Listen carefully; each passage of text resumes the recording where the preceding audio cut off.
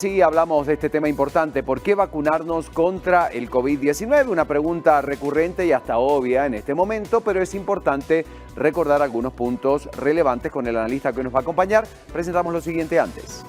Luego de varias semanas en las que las cifras de contagios de coronavirus oscilaban entre 2.000 y 3.000 casos diarios, el Ministerio de Salud dio a conocer que en las últimas 24 horas se detectaron 4.399, siendo esta la cifra más alta desde que la enfermedad llegó al país. Guatemala enfrenta la tercera ola de la enfermedad desde hace varias semanas, cuando autoridades indicaron que ya circulaban otras variantes del coronavirus, lo cual amenazaba con incrementar los casos y la gravedad de quienes pudieran padecerla. Debido al incremento de casos, el presidente Yamatei y el Ministerio de Salud implementaron restricciones a algunas actividades comerciales. Sin embargo, algunos sectores manifestaron, pues indicaron que les perjudicaba económicamente. Ante ello nos preguntamos por qué es importante la vacunación contra el coronavirus. Este es el tema que analizamos hoy en nuestra entrevista. Indudablemente, Jorge Laguardia, buen día, te saludo. Hay puntos importantes que remarcar en relación al tema de la importancia de vacunarnos. Gracias, Ricardo. Bueno, importante ver cómo va este proceso de vacunación en nuestro país. Compartimos ya información importante. Guatemala se encuentra en la fase número 4 de vacunación, la cual contempla inmunizar a personas mayores de 35 años. También hay que tomar en consideración que las autoridades han aplicado 2.376.520 dosis. Estas corresponden a 350.574 personas que ya actualmente tienen el esquema completo y también corresponde a 2.025.946 personas que esperan completarlo, así que están en esa fase con esa primera dosis. Se espera que en las próximas horas el Ministerio de Salud reciba lotes de vacunas de AstraZeneca y Pfizer adquiridas mediante el mecanismo COVAX para continuar con la vacunación de la población. Sin embargo, ya veíamos los reportes esta madrugada del ingreso de 363.870 dosis de Pfizer que se han adquirido a través del sistema COVAX. Las autoridades han hecho este anuncio también desde muy tempranas horas de este jueves. Así que en la información, mi estimado Ricardo, que tenemos, hay especialistas. ¿Cómo vamos? Lo sabremos a continuación. Efectivamente, el doctor Carlos Enrique Mendoza es un especialista, investigador científico, epidemiólogo, y es importante hablar de este tema. Nos debemos vacunar. ¿Por qué? ¿Cuál es la respuesta concreta que usted desde su especialidad nos puede dar?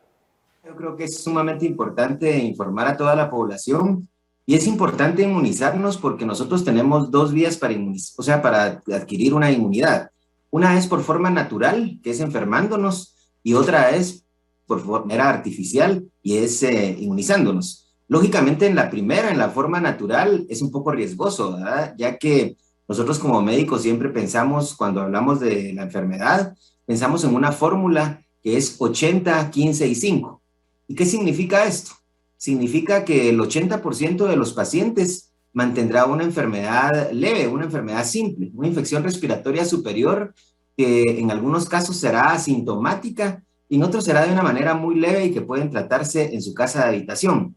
Pero cuando hablamos del 15%, son personas que ya necesitan la intervención de un proveedor de salud y quizás oxigenoterapia en su casa, o un cuidado un poco más intensivo.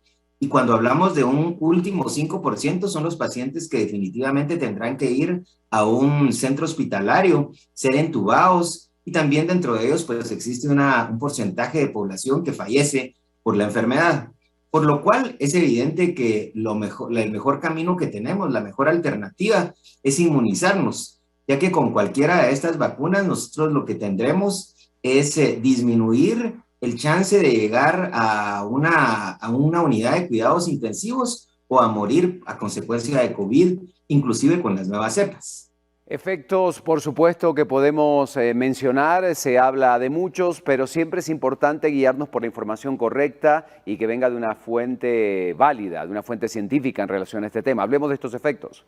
Yo no diría que tengamos efectos negativos. Lógicamente, cualquier medicamento o cualquier vacuna tiene un riesgo, ¿verdad? En medicina el riesgo cero no existe. Cualquier medicamento puede darnos un efecto secundario. Y efectos secundarios sí ocurren varios, ¿verdad? Los inmediatos podría ser dolor en el sitio de la aplicación, un poquito de dolor de cabeza, fiebre y tener algunas molestias como que estuviéramos cursando con la enfermedad.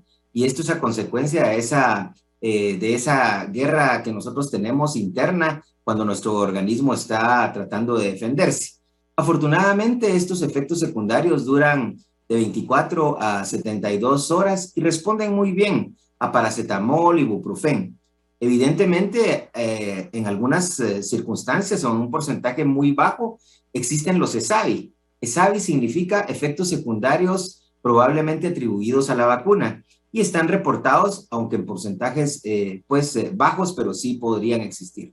Y en general, ¿qué pasa con el organismo cuando nos vacunamos? Hay tantas vacunas que nos hemos aplicado desde niños, obviamente desde que nacemos hay que seguir, hay que respetar un calendario de vacunación. ¿Qué pasa con el organismo cuando entra una vacuna? Una excelente pregunta. Lo que pasa cuando nosotros nos inmunizamos es que existen 3 tipos de plataformas, pero para resumirlo, básicamente lo que estamos haciendo es tomando una porción de una proteína S, una proteína spike. Esta proteína la tienen los virus y son estas espículas que nosotros vemos en los dibujitos. Estas espículas lo que sirven es que cuando identifican una célula, tratan de acoplarse a ella por medio de una enzima. Nosotros hablamos de una enzima convertidora de angiotensina y cuando se unen, entonces pueden penetrar la célula del humano.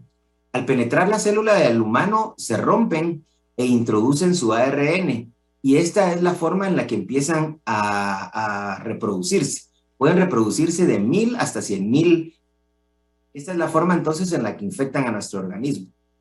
Bueno, se dice que cualquier vacuna es buena, obviamente, no importa la que nos toque, siempre que nos salve de llegar a una hospitalización, de que nuestro cuadro, en el caso de haber contraído coronavirus, se pueda agravar, cualquiera es buena, pero desde su criterio hay un rango, podemos decir que alguna es mejor que otra. Yo creo que aquí hay que entender algo que ha confundido a toda la población.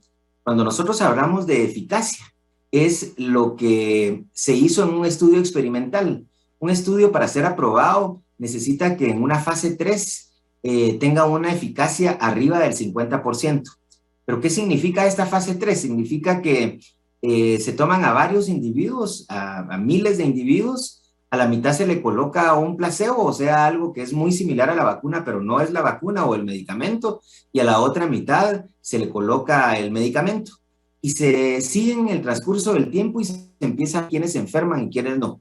Eso es lo que mide una eficacia. Sin embargo, es muy poco probable que nosotros podamos comparar vacunas con la eficacia, porque se hicieron con grupos etarios diferentes, en países diferentes y en diferentes tiempos. Lo que nosotros realmente tenemos que evaluar es que con cualquiera de las vacunas que se encuentran en el mercado, en este momento de las 10 aprobadas por situación emergente, con cualquiera de ellas usted no llegará a una unidad de cuidados intensivos o a la muerte. El porcentaje de que esto le suceda es mínimo. De hecho, tenemos que recordar que en la actualidad el 99.5% de las defunciones por COVID ocurre en personas no inmunizadas. Esto es un dato impresionante y esto es lo que nosotros realmente deberíamos de analizar. Doctor Carlos Enrique Mendoza, muchas gracias, investigador.